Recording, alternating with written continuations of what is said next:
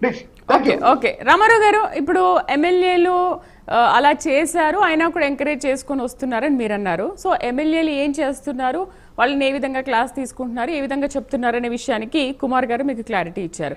మరి మీ ప్రభుత్వ హయాంలో మీ మంత్రులు, మీ కార్యకర్తలు, మీ ఎమ్మెల్యేలు ఎవరైతే ఎక్కువగా తిడితే వాళ్ళకు మంత్రి పదవులు కూడా ఇచ్చేశారు కదా, మరి దాన్నేమనాలి? వీళ్ళు క్రమశిక్షణలో పెడుతున్నారు, డిసిప్లైన్ నేర్పిస్తున్నారు కదా, మరి మీరేం చేశారు?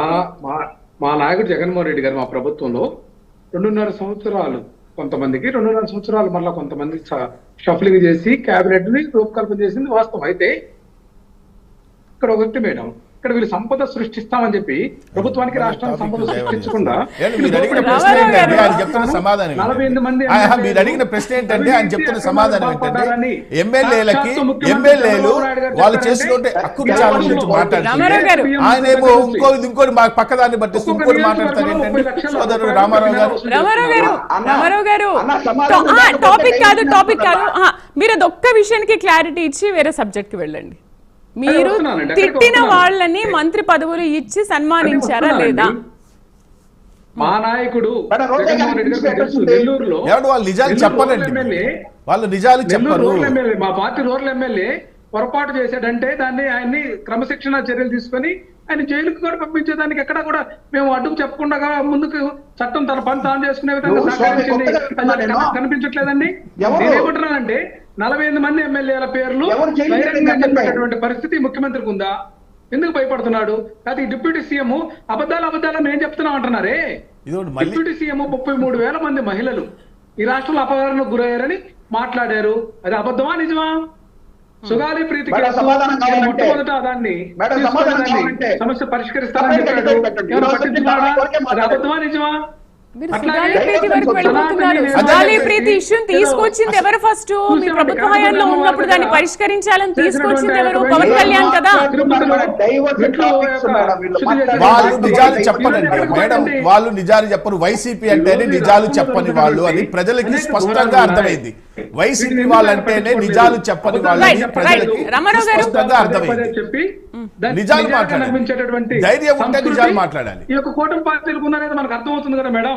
ఇక్కడ ఒకటే మేము చెప్పేది ఏంటంటే 48 మంది ఎమ్మెల్యేలు అవినీతి అక్రమాలకు పాల్పడ్డారని సాక్షాత్తు ముఖ్యమంత్రి చంద్రబాబు చెప్పాడా లేదా? అది అబద్ధమా? చెప్పాడు. చెప్పినటువంటి అంశాన్ని వాళ్ళ పేర్లు బయట పెట్టమని మేము డిమాండ్ చేస్తున్నాం. పేర్లు బయట పెట్టినా పెట్టకపోయినా క్రమశిక్షణ చర్యలు తీసుకుంటున్నారా లేదా? మీరు అవినీతికి పాల్పడొద్దు, కూటమి పాలనలో ఈ విధంగా ఉండొద్దు అని చెబుతున్నారా లేదా? కుమార్ గారు చాలా స్పష్టంగా చెప్పారు, ఒక ఎగ్జాంపుల్ తో సహా.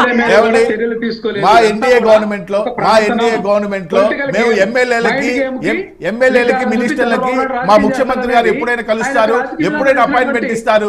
మీలాగా మీ ముఖ్యమంత్రి గారు లాగా ఎమ్మెల్యేలకు అపాయింట్మెంట్ ఇవ్వకుండా మిగతా వాళ్ళకి ఎవరికి అపాయింట్మెంట్ లేకుండా పరదాలు వేసుకుని తిరిగే చరిత్ర అయితే లేదు. మా చంద్రబాబు నాయుడు గారు ప్రతి ఒక్క ఎమ్మెల్యేకి ఎప్పుడు కావాలన్నప్పుడు అపాయింట్మెంట్ ఇస్తారు, సరైన మార్గంలో పెడతారు. ఎన్డీఏ గవర్నమెంట్ అంటేనే, భాగస్వామి ప్రభుత్వం అంటేనే డిసిప్లిన్ తో పనిచేసేది. ప్రతి ఒక్కరు కూడా క్రమశిక్షణతో సైనికుల్లాగా పనిచేయాలని నరేంద్ర మోడీ గారి నాయకత్వంలో చంద్రబాబు గారు సూచించిన విధంగా, పవన్ కళ్యాణ్ గారు చెప్తున్న విధంగా ముందుకు సాగిపోయే క్రమశిక్షణ కలిగినటువంటి ఎన్డీఏ భాగస్వామి కలిగిన ప్రభుత్వం ఇప్పుడు నడుస్తుంది. అందుకని మీకు నిజాలు రుచించవు, మీకు ఎప్పుడు కూడా నిజాలు రుచించవు. మీరు మాట్లాడేవన్నీ కూడా ఒకటి మాట్లాడితే ఇంకోటి మాట్లాడతారు. ఎవరు తప్పారా అంటే తప్పిన వాళ్ళ లిస్ట్ అంతా చెప్తారు కానీ పాస్ అయ్యి మెరిట్ వచ్చిన లిస్ట్ చెప్పరు. అటువంటి పందాలు పోతున్నారు. ప్రతి ఒక్కటి స్కామే కదా మేడం. సంపద సృష్టి అని చెప్పి ఈ రోజు చూస్తా ఉన్నాం. 1,00,00,000 కోట్ల రూపాయల అప్పులు, 1,00,00,000 కోట్ల రూపాయల పన్నులు విధించినటువంటి ప్రభుత్వం ఎమ్మెల్యేలు సంపద సృష్టించుకున్నారు, మంత్రులు సంపద సృష్టించుకున్నారు. కానీ ప్రజలకు సంపద సృష్టించే కార్యక్రమం ఇప్పుడు స్కాములు నడుస్తున్నాయంటే సిబిఐ ఏం చెప్పారంటే మరి గౌరవనీయులైనటువంటి జగన్మోహన్ రెడ్డి గారిని ఆదరగమ్మని చెప్తున్నారు కదా. ఎవరు కోర్టులో ఎదుర్కొంటున్నారు? మా చంద్రబాబు నాయుడు గారు ఎదుర్కోవట్లేదే, మా పవన్ కళ్యాణ్ గారు ఎదుర్కోవట్లేదే, ఎవరు కూడా ఎదుర్కోవట్లేదే. మరి మాజీ ముఖ్యమంత్రి జగన్మోహన్ రెడ్డి గారు ఇవాళ సిబిఐ వాళ్ళు కూడా చెప్పారు రేపు ఎదుర్కొంటున్నటువంటి కేసులు కానీ మరి ఇన్ని సంవత్సరాలు 12 సంవత్సరాలు ఆయన కేసుకి వెళ్ళటం కూడా జరగని దానికి మరి సిబిఐ వాళ్ళు కూడా చెప్పడం జరిగింది, సిబిఐ కోర్టు వాళ్ళు కూడా చెప్పడం జరిగింది. మరి మా ముఖ్యమంత్రి చంద్రబాబు నాయుడు గారు ఏం ఎదుర్కోవట్లేదు, అలానే పవన్ కళ్యాణ్ గారు ఎదుర్కోవట్లేదు. అసలు ఆ విషయాలు కాదు కదండి ఇక్కడ మనం మాట్లాడాల్సింది, ఆ విషయాలు కాదు కదా. కదా మనం మాట్లాడాల్సింది. రామారావు గారు సోదరా, మనం మాట్లాడాల్సింది ఏంటి? మేడం గారు ఏదైతే రామారావు దాని గురించి మాట్లాడాలి కదా. రామారావు గారు ఓకే, ఇప్పుడు నేను అడిగిన దానికి వదిలేను. ఒక బ్రేక్ తీసుకున్నాం. బ్రేక్ తర్వాత కుమార్ గారు మీకు ఒక ఓపెన్ సవాల్ విసిరారు. ఏంటంటే మేము అభివృద్ధి చేయట్లేదు, మీరు ఎక్కడ అభివృద్ధి చేయట్లేదు, ఒక ఆధార్ కార్డు ఉంటే తప్ప బస్సులో రానియట్లేదు, నిరుద్యోగ భృతి, అసలు అన్నదాత సుఖీభాయ్ ఎవరికి ఏది అందట్లేదని చెప్తున్నారు. మీరు అలాంటివి ఏమైనా ప్రూఫ్స్ ఉంటే మాకు చూపించండి అని చెప్పి కుమార్ గారు మీకు ఒక ఓపెన్ సవాల్ విసిరారు. మీ దగ్గర అలాంటి సవాళ్ళు ఏమైనా ఉంటే, ప్రూఫ్స్ ఏమైనా ఉంటే ఒక